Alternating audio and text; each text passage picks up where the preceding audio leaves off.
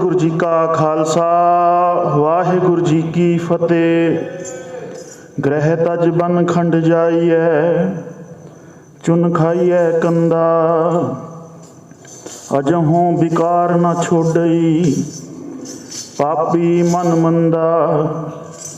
क्यों छूटों कैसे तरों भवजल निध भारी, राख राख मेरे बीठला जन शरण तुम्हारी।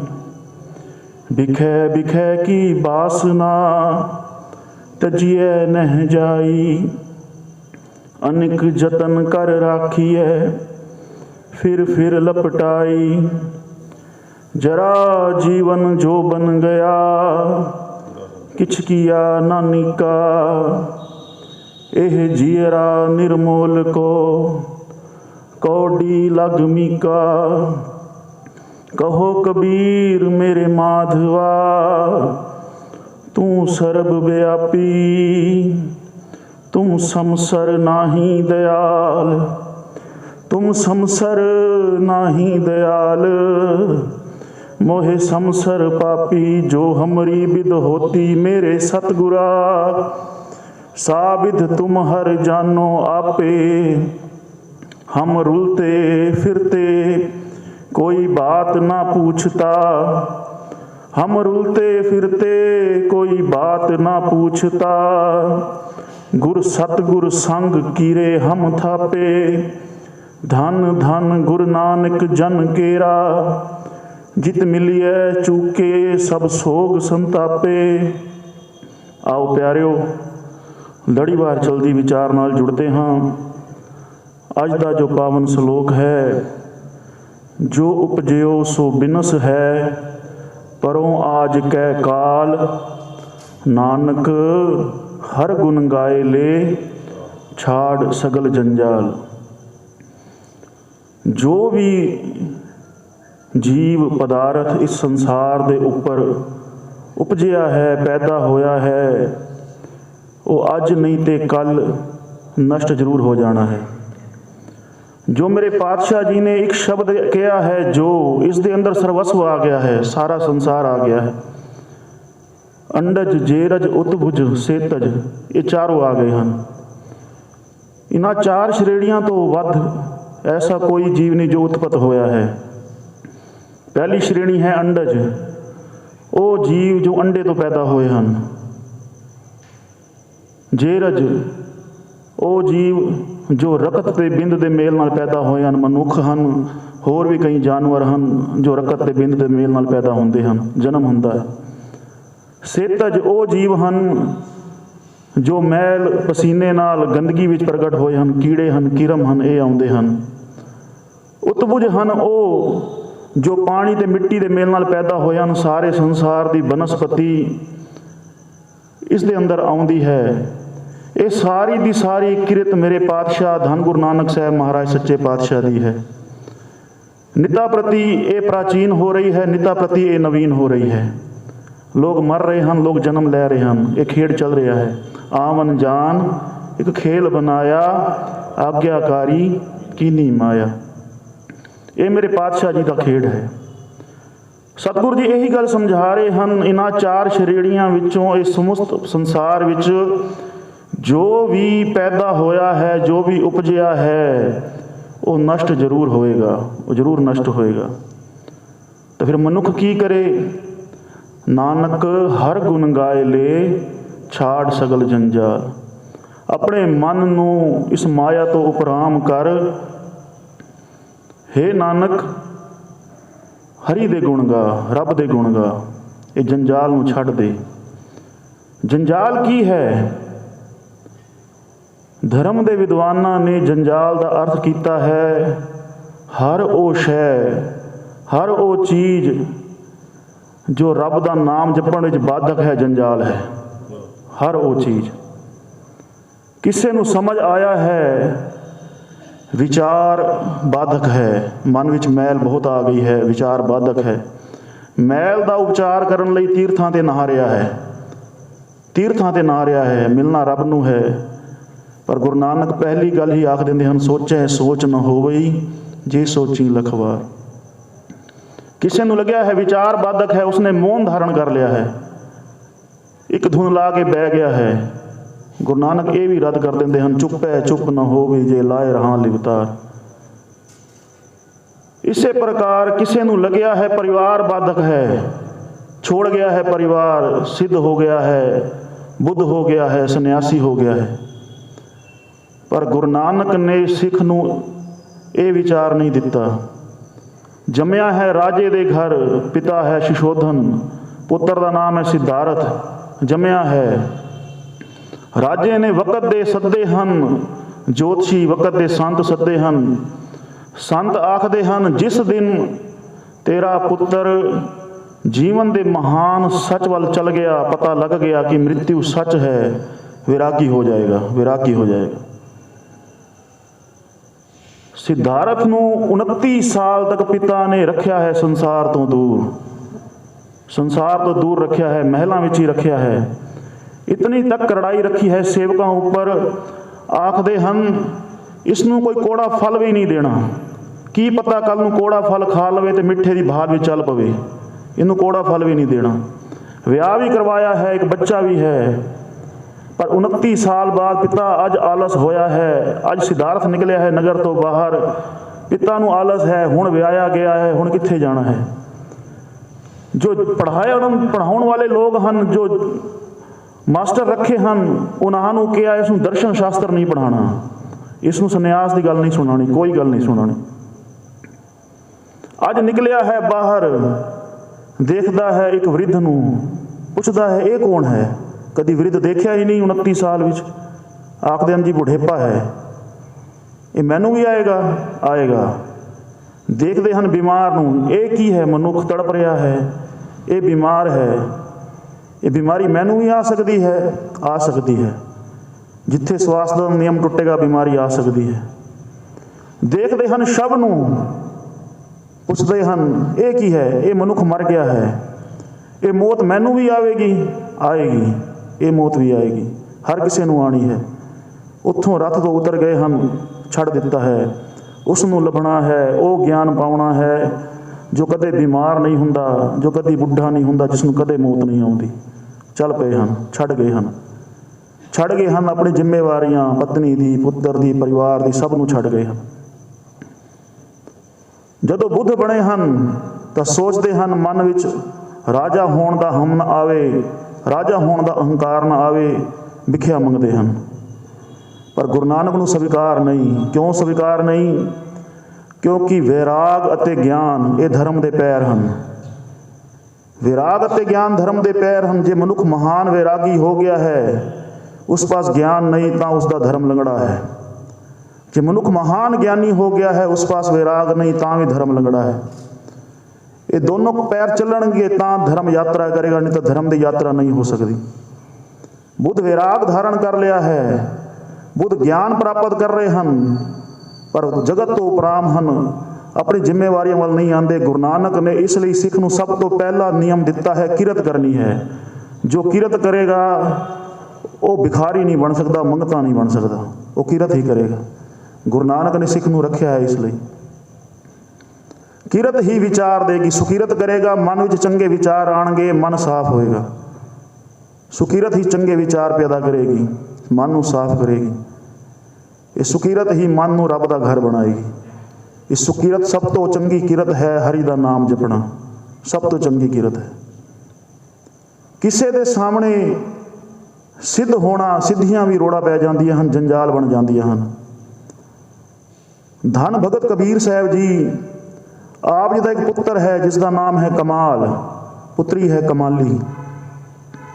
ਕਮਾਲ ਆਇਆ ਹੈ ਪਿਤਾ ਪਾਸ, ਆਖਦਾ ਹੈ ਮਹਾਰਾਜ ਆਪ ਪੂਰਨ ਪੁਰਖ ਹੋ, ਮੈਨੂੰ ਚੇਲਾ ਬਣਾਓ, ਮੈਨੂੰ ਕੋਈ ਉਪਦੇਸ਼ ਦਿਓ। ਕਬੀਰ ਆਖਦੇ ਹਨ ਕਮਾਲ ਰਾਮ ਰਾਮ ਜਪ, ਰਾਮ ਰਾਮ। ਕਮਾਲ ਝੋਪੜੀ ਦੇ ਅੰਦਰ ਚਲਾ ਗਿਆ ਹੈ, ਬੂਹਾ ਬੰਦ ਕਰ ਲਿਆ ਹੈ। ਮਨ 'ਚ ਇੱਕੋ ਵਿਚਾਰ ਹੈ, ਜੀਵਨ ਇੱਕ ਹੈ, ਗੁਰੂ ਦਾ ਇੱਕੋ ਉਪਦੇਸ਼ ਹੀ ਕਮਾਲਵਾ, ਇਹੋ ਬਹੁਤ ਹੈ ਬਸ। ਜਪ ਰਿਹਾ ਹੈ ਰਾਮ ਰਾਮ ਰਾਮ, ਕਿਉਂਕਿ ਪੂਰਨ ਪੁਰਖ ਨੇ ਨਾਮ ਦਿੱਤਾ ਹੈ, ਬੜੀ ਸਾਧਨਾ ਕੀਤੀ ਹੈ, ਨਾਮ ਸਿੱਧ ਹੋ ਗਿਆ ਹੈ। ਇੱਕ ਦਿਨ ਕਬੀਰ ਦੇਖਦੇ ਹਨ ਕਮਾਲ ਦੀ ਝੋਪੜੀ ਤੋਂ ਪ੍ਰਕਾਸ਼ ਹੀ ਪ੍ਰਕਾਸ਼ ਹੈ। ਦੇਖਦੇ ਹਨ ਬੂਹਾ ਖੜਕਾਉਂਦੇ ਹਨ, ਆਖਦੇ ਹਨ ਕਮਾਲ ਪੁੱਤਰ ਬਾਹਰ ਆ, ਜੋ ਧਨ ਇਕੱਠਾ ਕੀਤਾ ਹੈ ਜਗਤ ਵਿੱਚ ਵੰਡ। ਇਸ ਦੇ ਪ੍ਰਤੀ ਵੀ ਵੈਰਾਗੀ ਹੋਣਾ ਹੈ, ਇਸ ਦੇ ਪ੍ਰਤੀ ਵੀ ਵੈਰਾਗੀ ਹੋਣਾ ਹੈ। ਜੋ ਕਮਾਇਆ ਹੈ ਇਸ ਨੂੰ ਵਰਤਾ। ਪਤਾ ਹੈ ਕਮਾਲ ਕੀ ਉੱਤਰ ਦਿੰਦਾ ਹੈ? ਕਮਾਲ ਆਖਦਾ ਹੈ ਆਪ ਜੀ ਪੂਰਨ ਪੁਰਖ ਹੋ ਪਿਤਾ ਜੀ, ਪੂਰਨ ਪੁਰਖ। ਪਰ ਪੂਰੀ ਕਾਸ਼ੀ ਦੇ ਅੰਦਰ ਆਪ ਜੀ ਨੂੰ ਹਕਾਰਤ ਝੱਲਣੀ ਪੈਂਦੀ ਹੈ। ਆਪ ਜੀ ਨੂੰ ਬੇੜੀਆਂ ਨਾਲ ਬੰਨ੍ਹ ਕੇ ਗੰਗਾ ਵਿੱਚ ਵੀ ਸੁੱਟਿਆ ਗਿਆ ਹੈ। ਪਿਤਾ ਜੀ ਜ਼ਮੀਨ ਬੰਜ਼ਰ ਹੋਵੇ, ਜਿਤਨਾ ਮਰਜ਼ੀ ਬਾਰਿਸ਼ ਵਰਸ ਜਾਵੇ, ਕੋਈ ਲਾਭ ਨਹੀਂ, ਕੋਈ ਲਾਭ ਨਹੀਂ। ਜੇ ਆਪ ਜਿਹਾ ਮਹਾਨ ਪੁਰਖ ਲੋਕਾਂ ਦੇ ਮਨਾਂ ਨੂੰ ਨਹੀਂ ਤਬਦੀਲ ਕਰ ਸਕਦਾ, ਆਪ ਜੀ ਮਹਾਨ ਉਪਦੇਸ਼ ਦਿੰਦੇ ਹੋ, ਪਰ ਲੋਕ ਵੈਸੇ ਦੇ ਵੈਸੇ ਹੀ ਹਨ। ਗੁਰੂ ਦੀ ਬਾਤ ਸੁਣਦੇ ਹਨ, ਗੁਰੂ ਦੇ ਪ੍ਰੇਮ ਦੀ ਗੱਲ ਸੁਣਦੇ ਹਨ, ਪਰ ਜਦੋਂ ਕੋਈ ਕਹਿੰਦਾ ਹੈ ਗੁਰੂ ਦੇ ਰਾਹ ਤੇ ਆਓ, ਅਪੀਲ ਕਰਦੇ ਹਨ, ਨਹੀਂ ਮੰਨਦੇ, ਵੈਸੇ ਦੇ ਵੈਸੇ ਰਹਿੰਦੇ ਹਨ। ਇਹ ਜਨਮਾਂ ਤੱਕ ਵੈਸੇ ਰਹਿੰਦੇ ਹਨ। हे ਪਿਤਾ ਜੀ, ਜਿਸਨੇ ਆਪ ਜੇ ਪੂਰਨ ਪੁਰਖ ਦੀ ਗੱਲ ਨਹੀਂ ਮੰਨੀ, ਮੇਰੀ ਵੀ ਨਹੀਂ ਮੰਨਣਗੇ। ਮੈਂ ਆਪਣਾ ਵਕਤ ਜਾਇਆ ਨਹੀਂ ਕਰਨਾ ਚਾਹੁੰਦਾ, ਮੈਨੂੰ ਨਾਮ ਹੀ ਜਪਣ ਦਿਓ। ਬੂਹਾ ਫਿਰ ਬੰਦ ਕਰ ਲਿਆ ਹੈ, ਫਿਰ ਬੰਦ ਕਰ ਲਿਆ। ਇਹੀ ਗਲਤੀ ਸਿੱਧ ਕਰ ਗਏ ਹਨ, ਇਹੀ ਗਲਤੀ ਕਮਾਲ ਕਰ ਗਿਆ ਹੈ। ਸਿੱਧਾਂ ਨੇ ਬਹੁਤ ਬੰਦਗੀ ਕੀਤੀ ਹੈ, ਪਰ ਜਾ ਕੇ ਸੁਮੇਰ ਦੇ ਬਹਿ ਗਏ ਹਨ, ਸੰਸਾਰ ਦਾ ਕਲਿਆਣ ਕਰਨ ਨਹੀਂ ਆਏ। ਕਬੀਰ ਤਾਂ ਪ੍ਰਵਾਨ ਹਨ ਜਿਤਨੇ ਮਹਾਨ ਆਸ਼ਾਵਾਦੀ, ਜਿਤਨੇ ਮਹਾਨ ਸਬਰ ਵਾਲੇ ਮੇਰੇ ਧੰਨ ਗੁਰੂ ਨਾਨਕ ਸਾਹਿਬ ਮਹਾਰਾਜ ਹਨ, ਉਤਨੇ ਮਹਾਨ ਆਸ਼ਾਵਾਦੀ ਕਬੀਰ ਵੀ ਹਨ। ਕਬੀਰ ਆਖਦੇ ਹਨ ਕੀ ਹੋਇਆ ਜੇ ਜ਼ਮੀਨ ਬੰਜ਼ਰ ਹੈ, ਬਾਰਿਸ਼ ਵਰਸ ਰਹੀ ਹੈ ਤੇ ਇਸ ਤੇ ਅਸਰ ਨਹੀਂ, ਪਰ ਇਹ ਬਾਰਿਸ਼ ਕਿਸੇ ਨਾ ਕਿਸੇ ਨਦੀ ਵਿੱਚ ਹੜ੍ਹ ਲੈ ਆਵੇਗੀ। ਇਹ ਹੜ੍ਹ ਇਸ ਬੰਜਰ ਜ਼ਮੀਨ ਦੇ ਉੱਪਰ ਮਿੱਟੀ ਦੀ ਨਵੀਂ ਪਰਤ ਪਾ ਦੇਵੇਗੀ। ਇਹ ਬੰਜਰ ਜ਼ਮੀਨ ਵੀ ਇੱਕ ਨਾ ਇੱਕ ਦਿਨ ਹਰੀ ਹੋ ਜਾਏਗੀ। ਹਰ ਰੂਹ ਇੱਕ ਨਾ ਇੱਕ ਦਿਨ ਨਿਰੰਕਾਰ ਨੂੰ ਜ਼ਰੂਰ ਮਿਲੇਗੀ, ਜ਼ਰੂਰ ਮਿਲੇਗੀ, ਹਰ ਰੂਹ ਮਿਲੇਗੀ। ਪਰ ਇਹ ਤੈਨੂੰ ਅਵਸਰ ਮਿਲਿਆ ਹੈ, ਤੈਨੂੰ ਮਨੁੱਖਾ ਦੇਹੀ ਮਿਲੀ ਹੈ, ਇਸ ਅਵਸਰ ਨੂੰ ਸੰਭਾਲ ਲੈ, ਇਸ ਅਵਸਰ ਨੂੰ ਸੰਭਾਲ, ਹਰ ਰੂਹ ਮਿਲੇਗੀ। ਕਬੀਰ ਇਤਨੇ ਆਸ਼ਾਵਾਦੀ ਹਨ। ਗੁਰਬਾਣੀ ਵੀ ਇਹ ਆਸਾ ਦਿੰਦੀ ਹੈ, ਗੁਰਵਣ ਤਿਨ ਹਰਿਆ ਕੀਤਿਆ, ਨਾਨਕ ਕਿਆ ਮਨੁੱਖ। ਉਹ ਜਿਹੜਾ ਗੁਰੂ ਜੰਗਲਾਂ ਦੀ ਘਾਹ ਦਾ ਤੀਲਾ ਤੀਲਾ ਹਰਾ ਕਰ ਦਿੰਦਾ ਹੈ, ਪੱਥਰਾਂ ਤੇ ਫੁੱਲ ਖਿਡਾ ਦਿੰਦਾ ਹੈ, ਉਸ ਲਈ ਮਨੁੱਖ ਕਿਹੜੀ ਵੱਡੀ ਗੱਲ ਹੈ? ਉਸ ਲਈ ਮਨੁੱਖ ਕਿਹੜੀ ਵੱਡੀ ਗੱਲ ਹੈ? ਉਸ ਲਈ ਤਰਲੇ ਕਰੋ ਪਾਤਸ਼ਾਹ, ਸਾਨੂੰ ਬੰਦਗੀ ਦੇ, ਸਾਨੂੰ ਨਾਮ ਦੇ, ਗੁਰੂ ਦੇ ਰਾਹ ਤੇ ਆਉਣ ਦੀ ਕੋਸ਼ਿਸ਼ ਕਰੋ। ਨਾਮ ਜਪਣ ਲਈ ਗੁਰੂ ਨਾਨਕ ਇਤਨਾ ਕਿਉਂ ਕਹਿ ਰਹੇ ਹਨ? ਨਾਮ ਜਪਣ ਲਈ ਗੁਰੂ ਨਾਨਕ ਇਤਨਾ ਇਸ ਲਈ ਕਹਿ ਰਹੇ ਹਨ ਕਿਉਂਕਿ ਜੋ ਨਾਮ ਜਪਦੇ ਹਨ, ਜੋ ਗੁਰੂ ਦੀ ਗੱਲ ਮੰਨਦੇ ਹਨ, ਗੁਰੂ ਨਾਂ ਦਾ ਨਿਗਹਿਬਾਨ ਹੋ ਜਾਂਦਾ ਹੈ, ਗੁਰੂ ਨਾਂ ਦਾ ਰਾਖਾ ਹੋ ਜਾਂਦਾ ਹੈ। ਧੰਨ ਗੁਰੂ ਹਰਿਰਾਏ ਸਾਹਿਬ ਮਹਾਰਾਜ ਸੱਚੇ ਪਾਤਸ਼ਾਹ ਬੈਠੇ ਹਨ ਤਖਤ ਦੇ ਉੱਪਰ, ਆਪ ਜੀ ਨੇ ਵਸਤਰ ਪਾਏ ਹੋਏ ਹਨ, ਸੇਵਕ ਦਰਸ਼ਨ ਕਰ ਰਹੇ ਹਨ। ਹਰ ਕੋਈ ਆਪਣੇ ਮਨ ਨਾਲ ਦਰਸ਼ਨ ਕਰਦਾ ਹੈ, ਕਿਸੇ ਦੀ ਪ੍ਰੀਤ ਚਰਨਾਂ ਨਾਲ ਹੈ, ਉਹ ਆਪਣੀ ਨਜ਼ਰ ਟਿਕਾਈ ਰੱਖਦਾ ਹੈ ਗੁਰੂ ਦੇ ਚਰਨਾਂ ਤੇ। ਭਾਈ ਗੋਂਦਾ ਜੀ ਫੜ ਲਏ ਸਨ ਚਰਨ, ਫੜ ਲਏ ਹਨ। ਕਿਸੇ ਦੀ ਪ੍ਰੀਤ ਗੁਰੂ ਦੇ ਨੈਣਾਂ ਵੱਲ ਹੈ, ਅਮਿਓ ਦ੍ਰਿਸ਼ਟ ਦੇਖਦੇ ਹਨ, ਗੁਰੂ ਦੀ ਅੱਖਾਂ ਵਾਲੀ ਦੇਖਦੇ ਰਹਿੰਦੇ ਹਨ। ਅੱਜ ਕੁਝ ਸੇਵਕਾਂ ਦੀ ਨਜ਼ਰ ਹੈ ਗੁਰੂ ਦੇ ਹੱਥਾਂ ਉੱਪਰ ਕਿ ਮਹਾਰਾਜ ਦੀ ਹੱਥਾਂ ਵਿੱਚ ਅਜ਼ਮਤ ਹੈ, ਮਹਾਰਾਜ ਦੇ ਹੱਥਾਂ ਵੱਲ ਦੇਖ ਰਹੇ ਹਨ।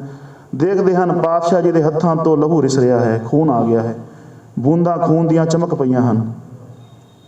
ਪੁੱਛਦੇ ਹਨ ਨਾਲ ਦੇ ਜੋ ਸੰਗਤ ਬੈਠੀ ਹੈ, ਜੋ ਵੈਦ ਬੈਠੇ ਹਨ, ਆਖਦੇ ਹਨ ਪਾਤਸ਼ਾਹ ਜੀ ਦੇ ਹੱਥਾਂ ਤੋਂ ਖੂਨ ਰਿਸ ਰਿਹਾ ਹੈ, ਦੇਖੋ ਦੇਖੋ। ਦੇਖਦੇ ਹਨ ਵੈਦ, ਆਖਦੇ ਹਨ ਮਹਾਰਾਜ ਹੱਥਾਂ ਤੇ ਸੂਲ ਚੁੱਭੇ ਹਨ, ਕੰਡੇ ਚੁੱਭੇ ਹਨ, ਉਪਚਾਰ ਕਰੋ। ਕੰਡੇ ਕੱਟ ਰਹੇ ਹਨ। ਅਗਲਾ ਦਿਨ ਫਿਰ ਹੋਇਆ ਹੈ, ਫਿਰ ਮਹਾਰਾਜ ਜੀ ਦੇ ਹੱਥਾਂ ਤੋਂ ਲਹੂ ਰਿਸ ਪਿਆ ਹੈ।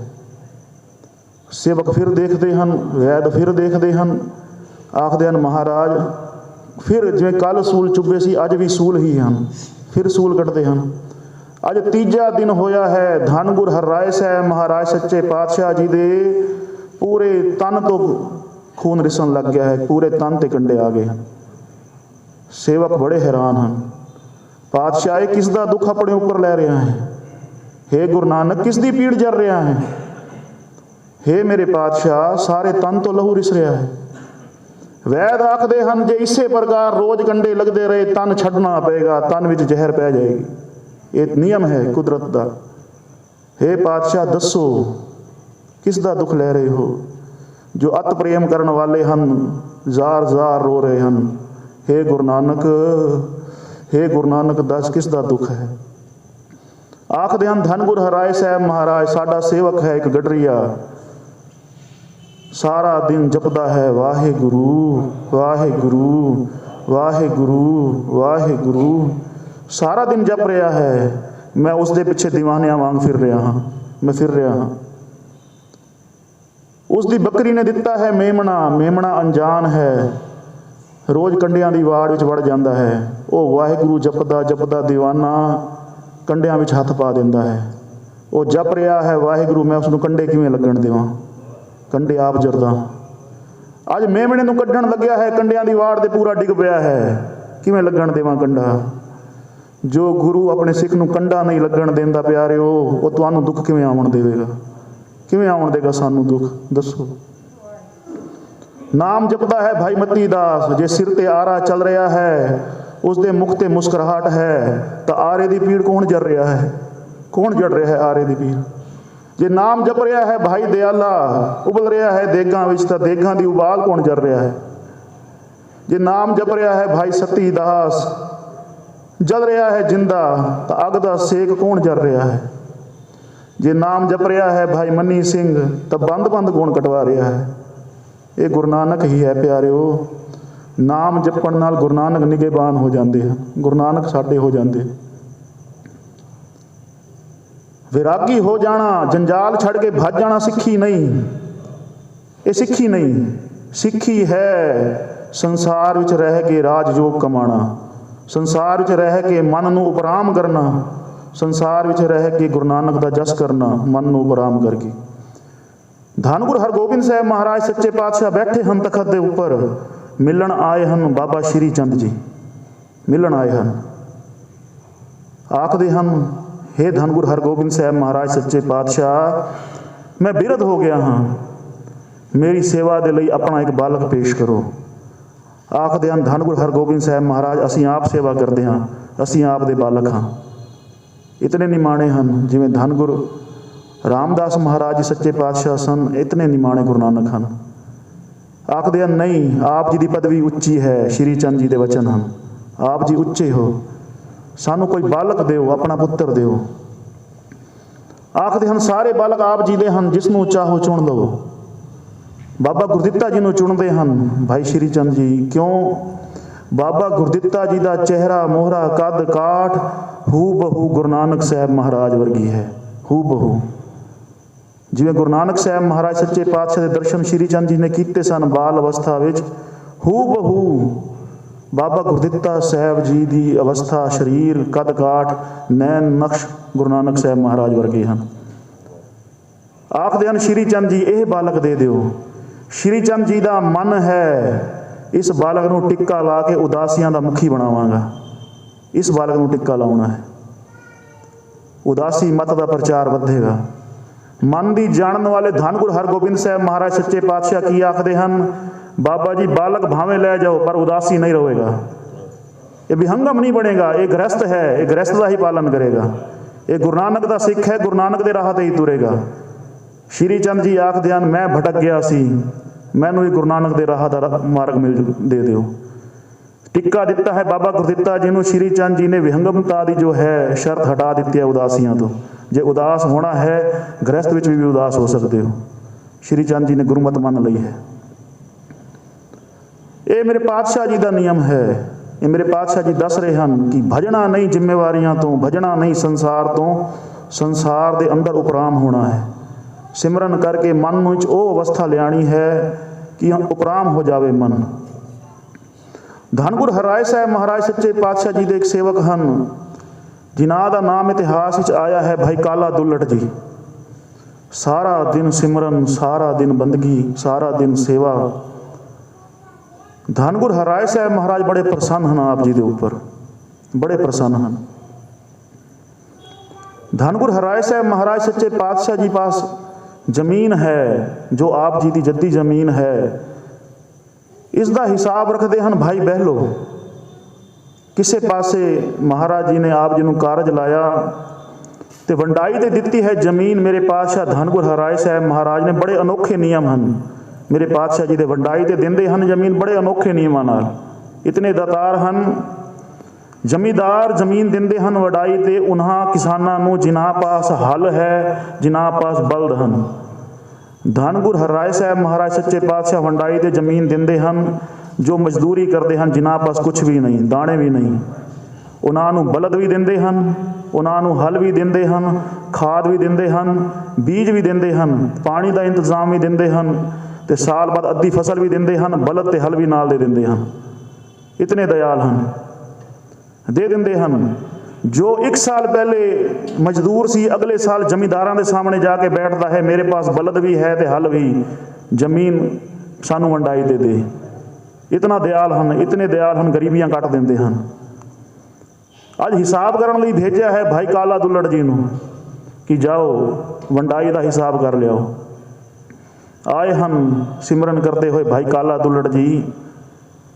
ਵੰਡਾਈ ਦਾ ਹਿਸਾਬ ਜੋ ਕਿਸਾਨਾਂ ਨੇ ਦਿੱਤਾ ਹੈ, ਆਪ ਜੀ ਨੇ ਸਿਰ ਮੱਥੇ ਮੰਨਿਆ ਹੈ। ਗੱਡੇ ਭਰ ਗਏ ਹਨ, ਗੱਡੇ ਭਰ ਕੇ ਲੈ ਕੇ ਚੱਲ ਪਏ ਹਨ, ਚੱਲ ਪਏ ਹਨ। ਅੱਗੇ ਆ ਗਏ ਹਨ ਮੰਗਣ ਵਾਲੇ ਸਾਧੂ ਸੰਨਿਆਸੀ ਲੋਕ ਆ ਗਏ ਹਨ। ਆਖਦੇ ਹਨ ਭਾਈ ਕਾਲਾ ਜੀ, ਜਦੋਂ ਪਹਿਲੇ ਭਾਈ ਬਹਿਲੋ ਜੀ ਆਉਂਦੇ ਹਨ, ਉਹ ਕਿਸਾਨਾਂ ਦੇ ਹਿਸਾਬ ਤੋਂ ਬਾਅਦ ਸਾਨੂੰ ਰਾਸ਼ਨ ਦੇ ਜੋ ਅੰਨ ਦੇ ਦਾਣੇ ਹਨ ਸਾਨੂੰ ਦੇ ਜਾਂਦੇ ਹਨ। ਕਿਸੇ ਨੂੰ 15 ਦਿਨ ਦੇ, ਕਿਸੇ ਨੂੰ 20 ਦਿਨ ਦੇ, ਕਿਸੇ ਨੂੰ ਮਹੀਨੇ ਦੇ, ਸਾਨੂੰ ਵੀ ਕੁਛ ਨਾ ਕੁਛ ਹਿੱਸਾ ਦੇ ਜਾਂਦੇ ਹਨ। ਸਾਡੇ 'ਤੇ ਕਿਰਪਾ ਕਰੋ, ਸਾਨੂੰ ਵੀ ਕੁਛ ਦਾਣੇ ਦੇ ਜਾਓ। ਭਾਈ ਕਾਲਾ ਦੁੱਲੜ ਜੀ ਨੇ ਸਾਰੇ ਹੀ ਵਰਤਾ ਦਿੱਤੇ ਹਨ, ਸਾਰੀ ਫਸਲ ਵਰਤਾ ਦਿੱਤੀ ਹੈ, ਸਾਰਿਆਂ ਦੇ ਘਰ ਭਰ ਦਿੱਤੇ ਹਨ। ਜਿਤਨੇ ਵੀ ਮੰਗਣ ਆਏ ਹਨ ਸਭ ਨੂੰ ਭਰ ਦਿੱਤਾ ਹੈ, ਖਾਲੀ ਹੱਥ ਆ ਗਏ ਹਨ। ਧੰਨ ਗੁਰੂ ਹਰਿਰਾਏ ਸਾਹਿਬ ਮਹਾਰਾਜ ਸੱਚੇ ਪਾਤਸ਼ਾਹ ਬੈਠੇ ਹਨ, ਪੁੱਛਦੇ ਹਨ ਭਾਈ ਕਾਲਾ ਜੀ ਫਸਲ ਦਾ ਹਿਸਾਬ ਕਰ ਆਏ, ਵੰਡਾਈ ਦੀ ਫਸਲ ਕਿੱਥੇ ਹੈ? ਆਖਦਾ ਮਹਾਰਾਜ ਜੀ ਆਪ ਜੀ ਪਾਸ ਪਹੁੰਚ ਗਈ ਹੈ, ਆਪ ਜੀ ਪਾਸ ਪਹੁੰਚ ਗਈ ਹੈ। ਧੰਨ ਗੁਰੂ ਹਰਿਰਾਏ ਸਾਹਿਬ ਮਹਾਰਾਜ ਆਖਦੇ ਹਨ ਕਿਵੇਂ? ਆਖਦੇ ਹਨ ਮਹਾਰਾਜ ਦਾਣੇ ਲਿਆਉਂਦਾ, ਇੱਥੇ ਪੀਂਦੇ, ਇੱਥੇ ਉਸ ਨੂੰ ਪਕਾਉਂਦੇ, ਫਿਰ ਵਰਤਾਉਂਦੇ। ਵਰਤਾਣਾ ਤਾਂ ਆਪ ਨੇ ਵੀ ਸੀ।